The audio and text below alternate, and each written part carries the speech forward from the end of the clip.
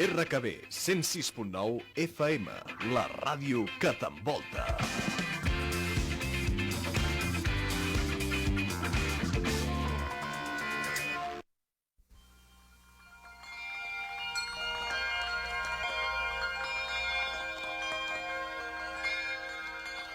It's a beautiful morning.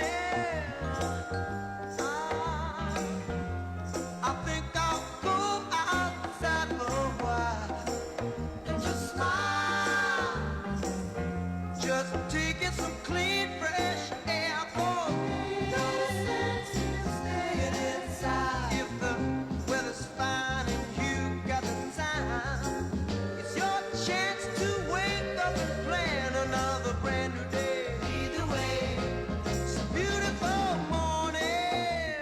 Good morning, Barcelona, and welcome to Thursday in English Radio on RKB 106.9 FM. I'm Virgil, still and always, and I welcome you to the middle of September and more of the new normal. Well, usually at this time of the year, the school year has started, people have come back from their vacations and settling into work routines and preparing for nights at the opera or our favorite clubs. Not in 2020. The only thing we can say with certainty is that we are uncertain as to what happens next. So what is the future of Catalunya? Joining us today to talk about this is an old friend, a former guest, Jordi Vilanova, a political activist, and one of the organizers of our Future in Catalonia group. Welcome to the show, Jordi. Well, pleased to be back, Virgil. Thanks for having me. Well, Jordi, Future in Catalonia is a discussion group aimed at English-speaking residents in Catalonia who are interested in the big issues here, from economy to education. What was the inspiration for starting this group? Well, we saw that foreign residents here in Catalonia were not really aware of what was going on. Many were reading foreign media that didn't really cover the issues here in Catalonia, very much Madrid oriented, shall we say. Well, most of the foreign press have their correspondents in Madrid, practically all of them. And those that read Spanish media were not getting both sides of the debate. I think it's important for those who have decided to live their lives here, particularly if making their living depends on it, they need to know the ins and outs of the situation, which is why I'm always ready to come to your show. Well, we're glad that you're here, and we'll be back to get into greater depth with Jordi right after this.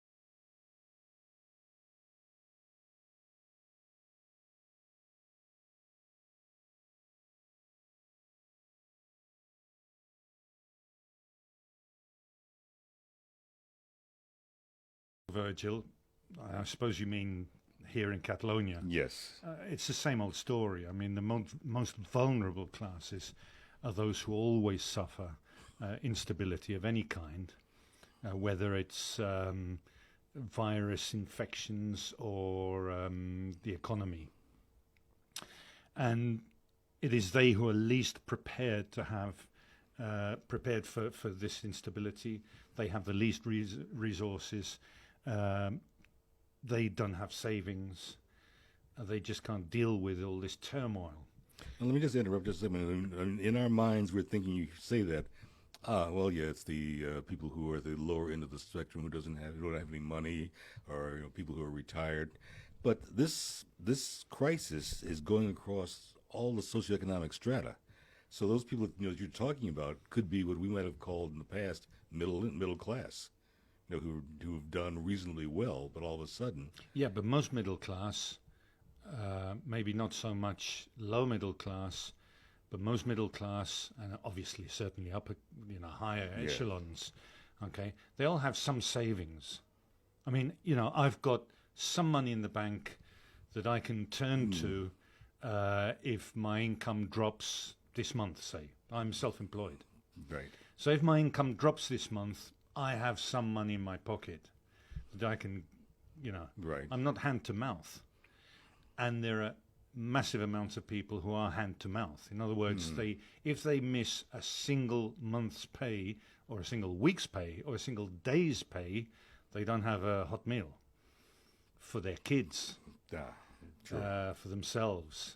So, I mean, people are blind to this, to the poverty that does exist here in Catalonia and everywhere, obviously.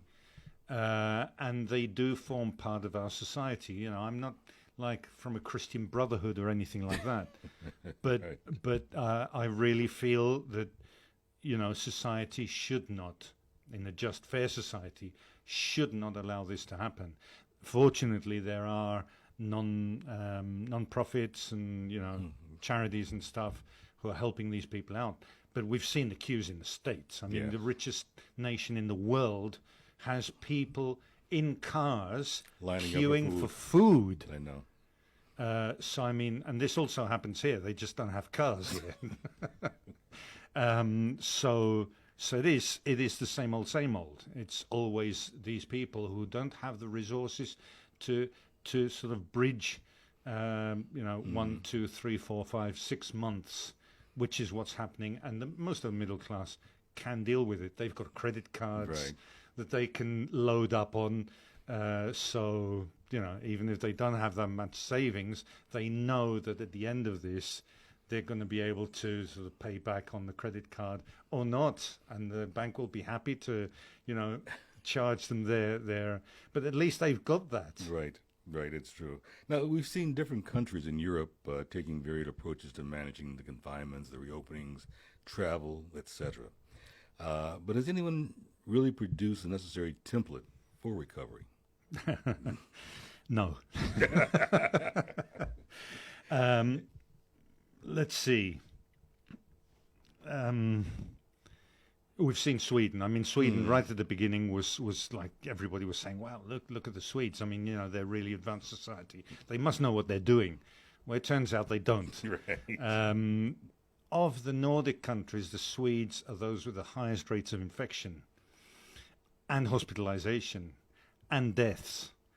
The Danes, the Finns, and the Norwegians are all better off, and they have adopted the, let's say, the conservative strategy, which is, lockdowns, greater or lesser extent, and they've been, coming out of this considerably better than the Swedes have. And that's just the Swedes. I mean, then you've got the other end of the, I don't know if there is a template at all, which is the States. I mean, there's when the federal government is negationist. Right. I thank God for even the Republican governors. Even the Republican governors realize that, this is not going well. That's very true. So there is no template. I mean, we all know that, everybody loves to hate the government. In Italian, there's a saying, an expression, a very old expression, which is piove porco governo, which means it's raining, the government is a pig or something like that, damned government or something like that. The thing is, like everyone, even the epidemiologists don't know or haven't known until now. I mean, we're all in a learning process. So I mean, you know, everybody's sort of putting out feelers, see what happens if we try this.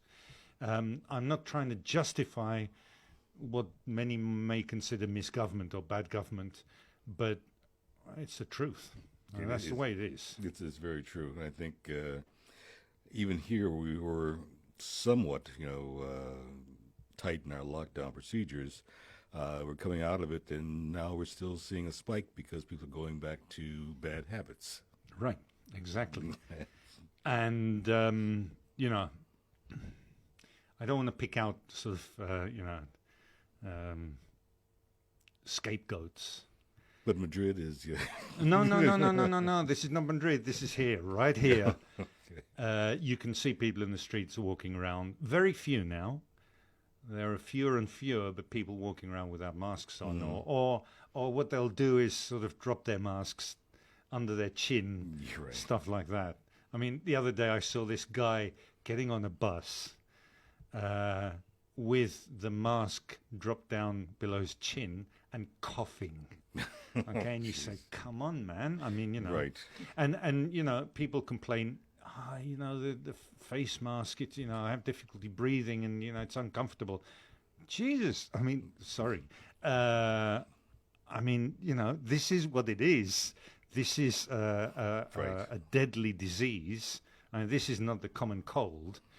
And I always hark back to when helmets became obligatory. For motorcycles, right? Or seatbelts. Everyone was complaining. Right. Oh God, this is uncomfortable. I can't manage this. I can't do this.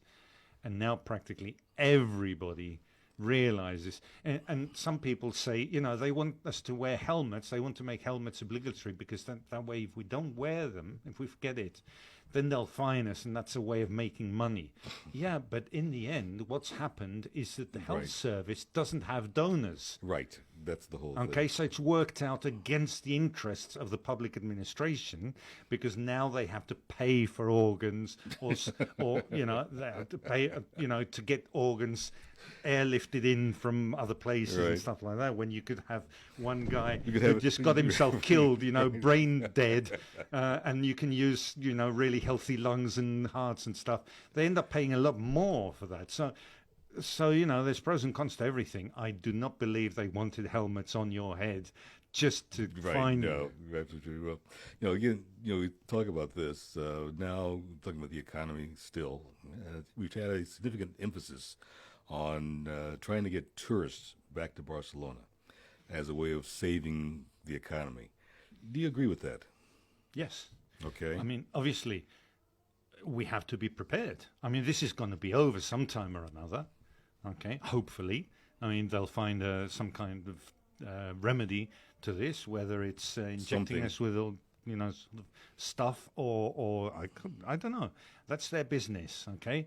Our business, people who are in business, need to prepare for the next day. I mean, it's part of business. It's part of serious business. Yes, so you do sort of planning, strategic planning with 1, 2, 3 scenarios, and one of them has to be the return of tourism, because tourism obviously is a huge part of the Catalan economy.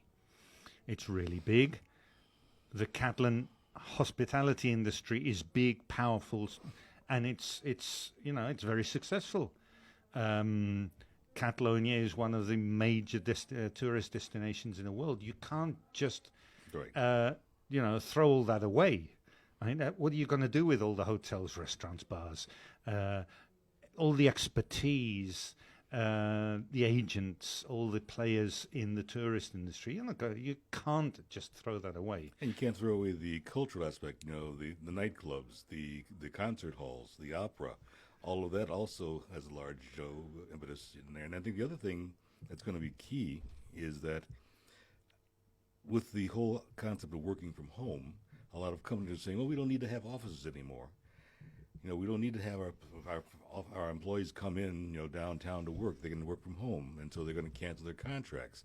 Well, there's an impact on the restaurants because you're not going to have people coming in for lunch or for breakfast or snacks, what have you. So, well, I'm not sure. I'm not sure. Let's see. Some of these restaurants are going to go down, right? No okay. question. Yes. Okay. They're already going down. But then the problem with the restaurant, a large part of the hospitality industry in Catalonia, particularly restaurants and bars, operate on minute margins. Okay, so the survivors are going to have to up their prices a bit, not too much. But there's the flip side to the issue of the offices. Okay, you're going to have growth of restaurants or catering companies in the suburbs. Because people are going to stay in the suburbs if they live in the suburbs. Or if there's more office space, that's going to need to be converted into housing. Because there is demand for housing in Barcelona, in the metro areas and in the cities. So you'll find there'll be more housing available, which will push down housing prices, which will mean that a lot of people will come back in to live in Barcelona. Good point. So there'll be more demand. There'll be more demand in general. Maybe not for restaurants, but for caterers. Yeah, probably. And you'll have, the couples who live in Barcelona who come back from living, 60, 40 miles out of Barcelona, who drive in every day. And as you say, they have lunch at a small restaurant. That restaurant is going to go down. But then you'll have more restaurants, more catering at the weekends, where, these couples will go out and they may have children or not, and they'll go out, and so there'll be another kind of restaurant for another kind of market. Excellent. I mean, that's why I have you on the show, just to give me a different point of view that I hadn't thought about. We'd like to talk more with Jordi right after this. Can you see strength in my eyes? I used to sleep through the night. Then hurricane, there were no lights, no sirens, just guns. It was violent and we had to run or die. I'm running. I'm running. I'm running. I'm running. So much time wasted in 17 years inside a fence. I ran from the war, homeless, no school, no future. I'm a ghost, but not finished. I will run. Say, oh, are we all alone? Say no, I'll never forget my home. I'm running from the place that I know. I'm running. What direction should I go? I'm running. So tired and so worn. I won't stop until I'm safe and strong. Where I'm running to is running through my mind.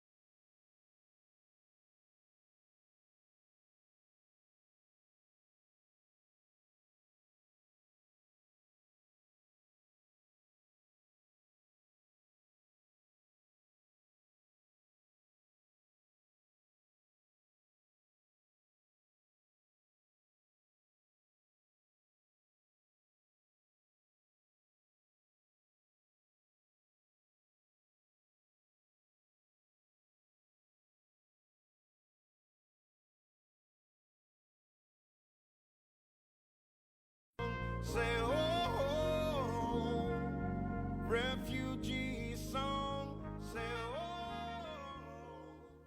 And that was Gregory Porter and Common with Running, the Refugee Song. Well, we've all been focused on dealing with the threat of COVID and responding in varying degrees in different locales. But there hasn't been a universal acceptance of the scientific evidence. And, your allusion to the guy on the bus, not wearing a mask.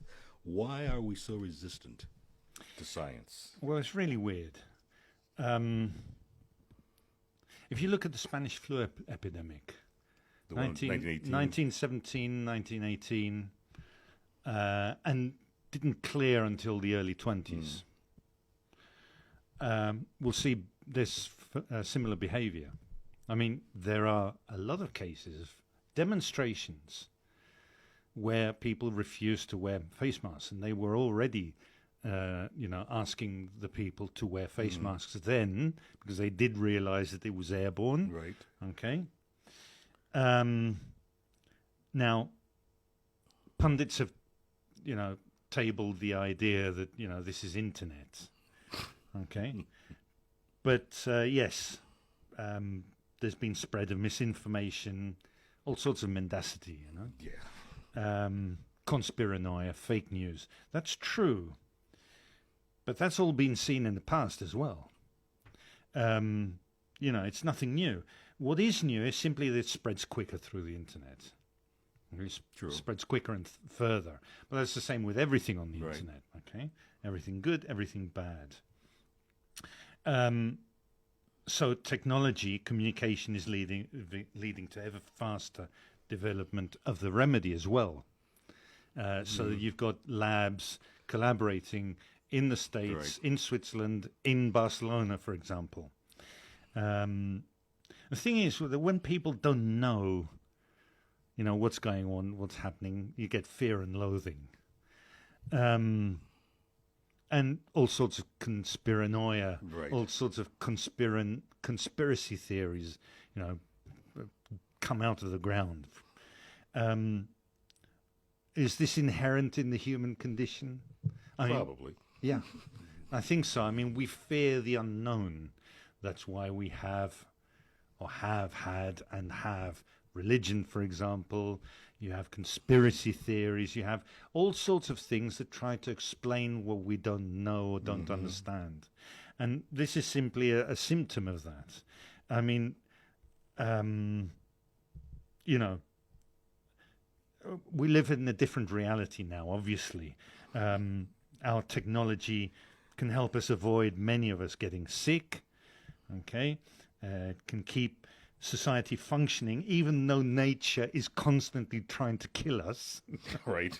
okay? But as I say, technology has also empowered stupid ideas that get lots of people sick or dead, okay?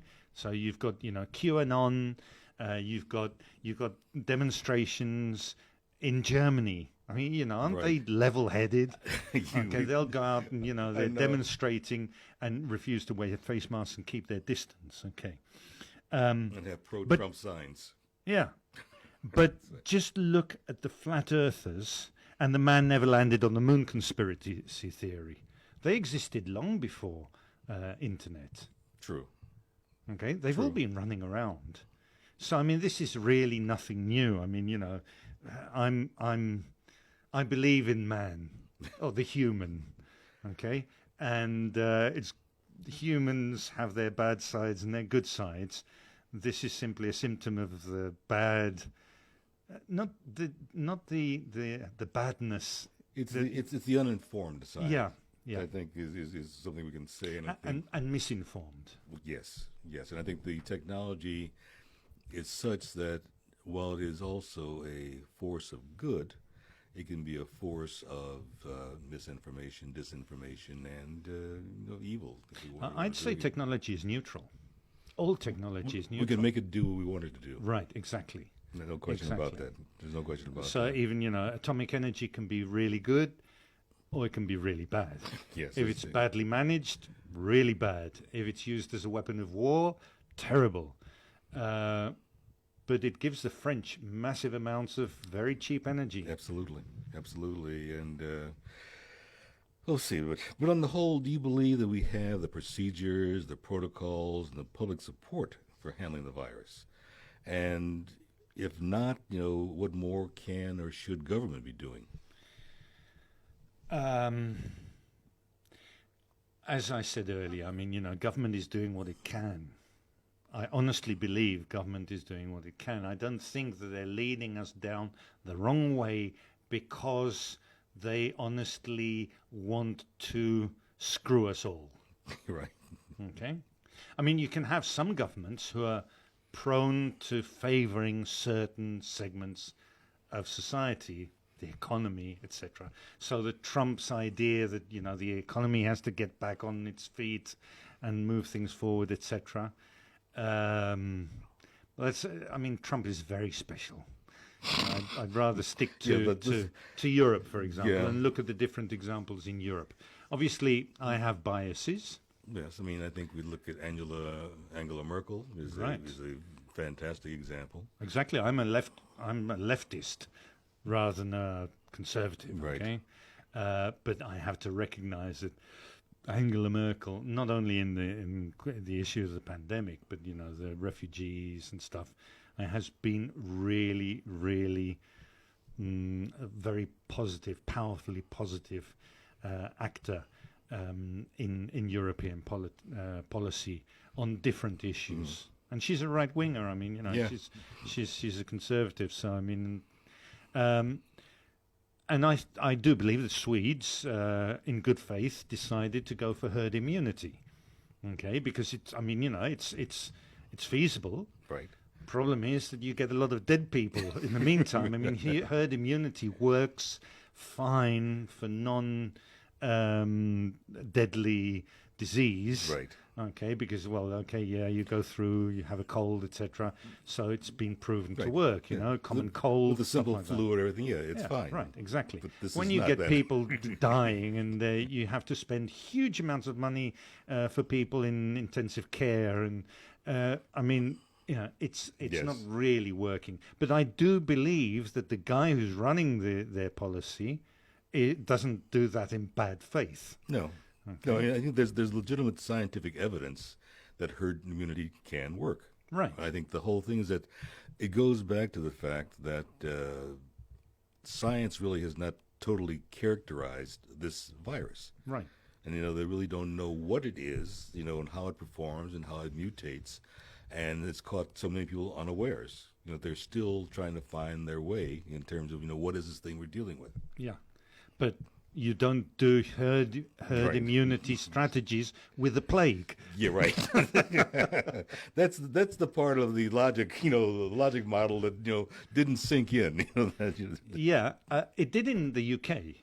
I mean, Britain started off. The first policy decisions were in line with Sweden.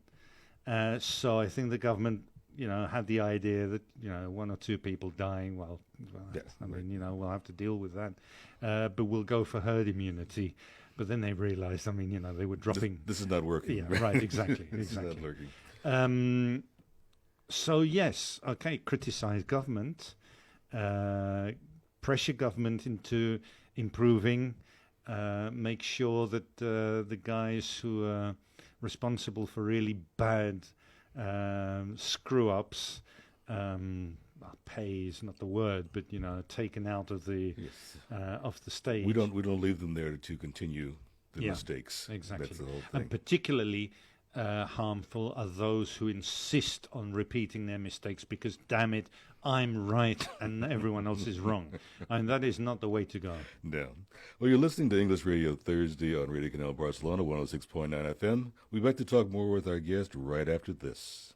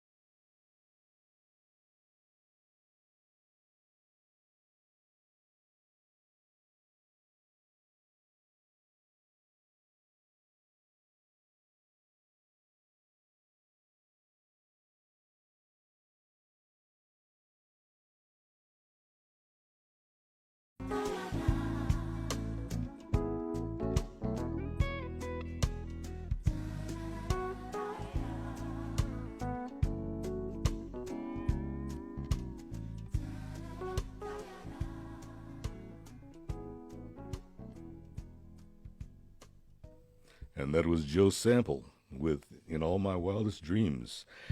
Now, Jordi, one of the biggest conversations happening in the province here is the potential for Barcelona to be the new destination for business in Europe, given Brexit and also the impact in other cities.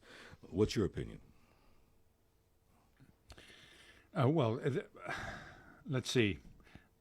The economy here is very much hospitality-based.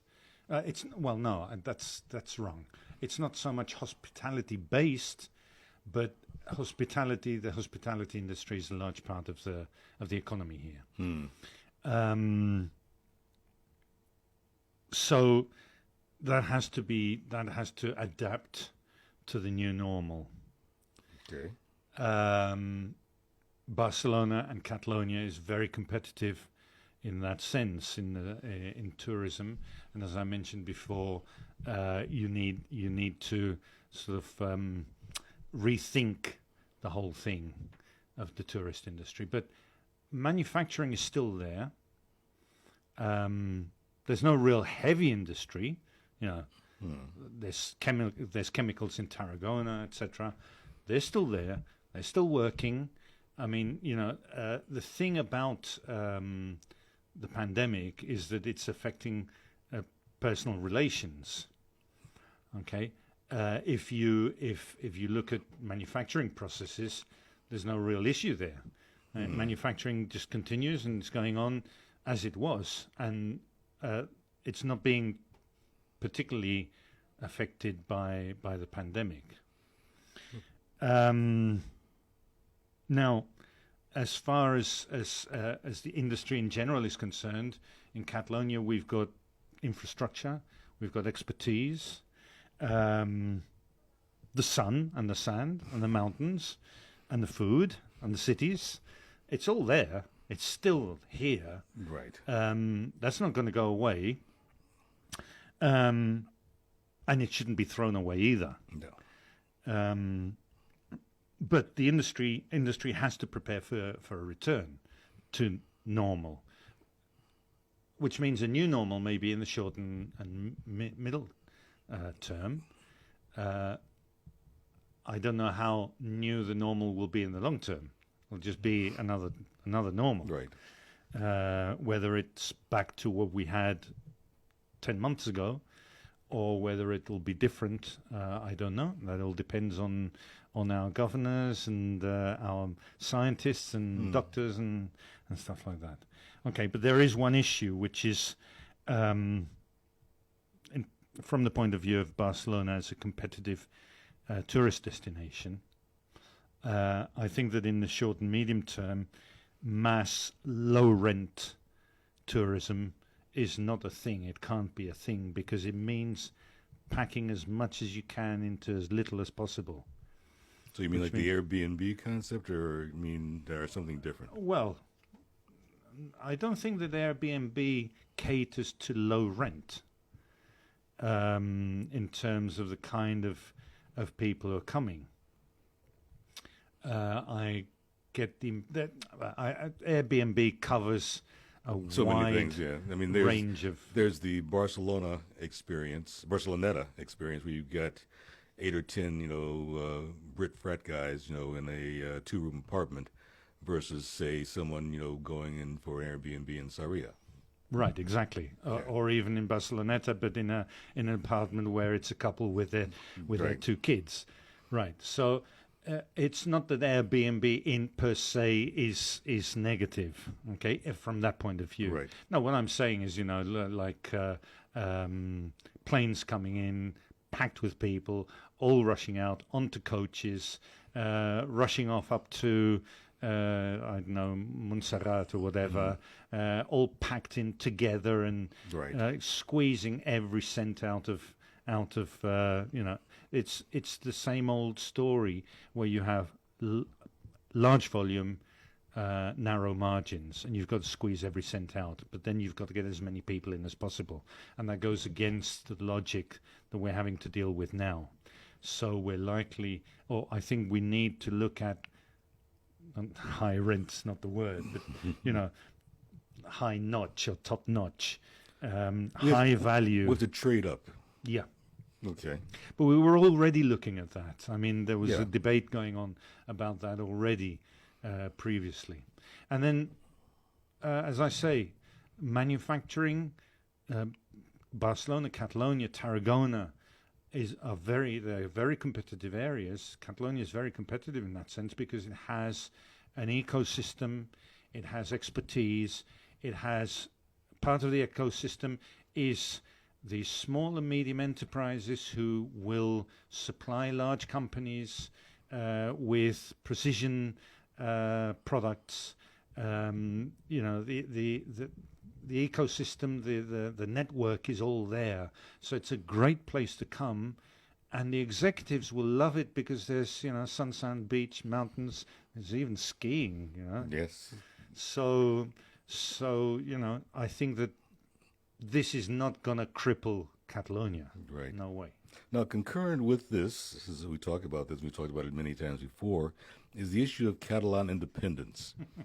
Now, is this still a viable endeavor, and ultimately, how's it going to affect the economy? Wow. Okay, we'll need a whole program. Well, right? we've had the or two. Okay, let's see. The problems behind the rise of Catalan the pro-independence movement are all there. Nothing's changed. In fact, the political leaders are still in prison, which is not a great help if you want to sort of calm stuff down, or in exile. The grievous fiscal deficit is still there. I mean, if people don't know what the fiscal deficit is, it's serious underinvestment by Spain. In other words, what's known here as the fiscal deficit is that taxes collected in Catalonia, and as much as 8-9% of that never returns. Now, if we look at comparative wealthy areas, if we look at London, for example, we'll be talking about a tax deficit of somewhere between 2 and 3%. So that, taxes collected in London and then spent elsewhere in the poorer areas of the UK. Okay, and then there is investment, but there's only a deficit of between 2 and 3%. Same more or less happens even in France, which is a very centralist government. They're nowhere near what's happening here.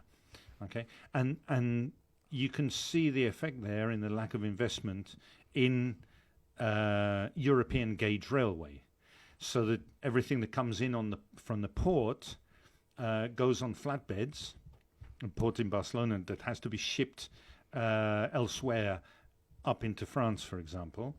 They have to shift the containers from one flatbed to another at some stage to carry on up into Europe because there's a different gauge railway. Now, the Spanish government has been promising, one government after the other, right and left, okay, to deploy European gauge rail all the way down to the south of Spain. So it's not only Catalonia, it's Valencia as well, and even Andalusia, who has so much fruit, and they have the market garden industry there. All this fruit has to come up by truck. Stinking diesel trucks have to drive all the way up through Valencia and Catalonia up into France. Then they unload. Well, they may carry on up through France into Germany or whatever, but a lot. In Perpignan, there's a logistics center there where they unload their containers onto flatbeds, European gauge rail, and go up to as far as Stockholm or wherever they need to go. Okay, so that's just one example. I mean, there are hundreds of examples like that where the Spanish government just isn't investing what it should be investing, and it's very centralist. Okay, so you get there's yesterday the governor of the Madrid region announced that she would be dropping the income tax rate by 0.5 percentage point. How can she do that? How is that possible? Each region has, can apply Right. a certain amount on top of the general, national. let's call that the national, federal, or right. whatever, income tax. Okay, she's lowering it, and she already has the lowest regional income tax rate in the whole of Spain. Now, how is that possible? Very good question. Very good question. Okay, so Why can she do it, and why can't other cities? Forget about Barcelona or Right, Catalonia. right. Talk about Valencia, Andalusia, or other areas. How is it that Madrid can drop half a percentage point on income, on its regional income tax, and it's already the lowest in the whole of Spain? Yes. Well, Okay, as my professor once said, there's lies, damn lies, and statistics. Yeah, right. So it's true. But now, So yeah, back to your original question. yeah, It's all still there. right. So, okay, yes, we've got a pandemic. We've got to deal with that. But But- I can guarantee that the independence movement is not going anywhere. It's staying there. It will be there when we come out of the pandemic. And they're already discussing, the two major pro-independence Right. parties who are practically at war because, they didn't know where the hell they were going. They're beginning to talk again. Okay? So we'll see what comes of that. It is not going anywhere. Okay, so if we look at the complete picture of Catalonia today, are we doing enough, just looking at the Catalan government, the city government, the provincial government, are we doing enough to have the best possible future for our people? That's another massive question. Are they doing enough for our people? Are they doing enough for the economy? Okay, let's see. The first issue is, what is doing enough? In other words, what are we talking about? We're talking about GDP? Well, I think let's even get more, micro than that. Are we doing enough to provide, adequate opportunities for jobs to earn a living? Are we doing enough to be able to provide effective and fair housing for the people? Are we doing enough to ensure that there will be pensions for people at some point when they retire? No. There's always room for more. Let's see.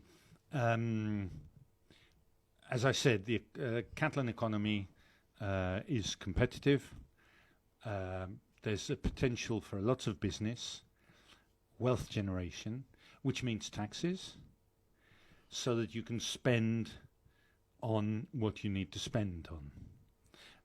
Right at the beginning, we talked about, who this pandemic was affecting most. Obviously, the least well off. The same people as ever. Now, fortunately, there's non-profits who are helping these people out. There's so much more that we can do. For example, housing. Yes, there's a big debate about housing, about rents. A law was passed in the Catalan Parliament. Now, you can take one position or another on rents and rent control. It wasn't successful in the 70s in New York. It has been more successful with certain tweaks in other cities and in other states in the United States. And it's been fairly successful in Vienna. But that means in Vienna, for example, we must consider that the city council owns 80% of the rent housing. Okay. But of course, they started that policy, and it has not changed since the end of the Second World War. So I was going to say, it goes back, almost to the old Austro-Prussian Empire. Well, no, that was the end of the First World War. Well, I know what I'm saying. Okay, no, but the Second World War, 1946, 47, 48. Okay, so we're talking about, 60-odd years.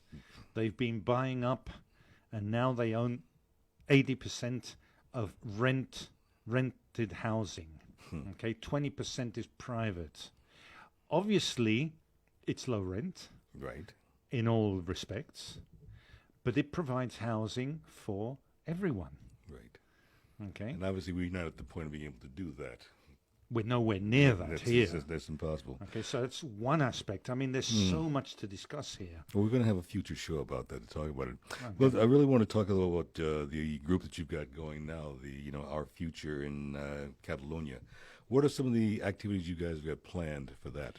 Well, I'm sorry to say that that's been halted. I mean, we managed to hold the last debate on the management of the pandemic in different countries. And that was online, and that was at the end of May, on the 28th of May. Online may help us to reach further out, even abroad. Right.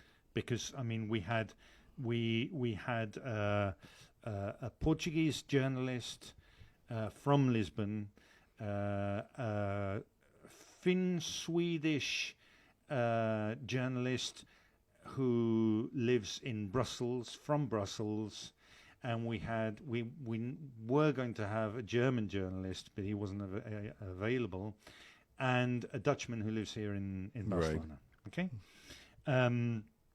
Now that was really interesting. Really interesting. The thing is that what's part and parcel of the idea of our project is for networking. Right. For face-to-face networking. I mean, it's all very well having conference calls on Skype or on Zoom or whatever, but what happens after that? Over a beer, over a glass of wine or something, and you chat, and you get new ideas coming up, and hey, all sorts of things, from policy to or politics, policy to business. Okay. Well, the thing is that on Facebook you have Our Future in Catalonia group, and it's also on the web as well. Yeah. So people can go there and look and see what's happening and be aware of. We have a meetup group. No, perfect. Okay. Perfect. So if you go to Our Future in Catalonia in meetup, you'll find us there. Well, I'm glad you were here. And like I said, we're going to have another show talking about a lot of the things we didn't cover today. Well, it's a real pleasure, Virgil. It really is. Yeah, I mean, it's from me as well. I think it's great. So we're going to leave you all today with something that kind of touches on a lot of the things that are about Barcelona, ports and boulevards. It's a song called Port Boulevard by the Jazz Holdouts. Have a great one today, Barcelona. Have a great week, and we'll talk to you next week.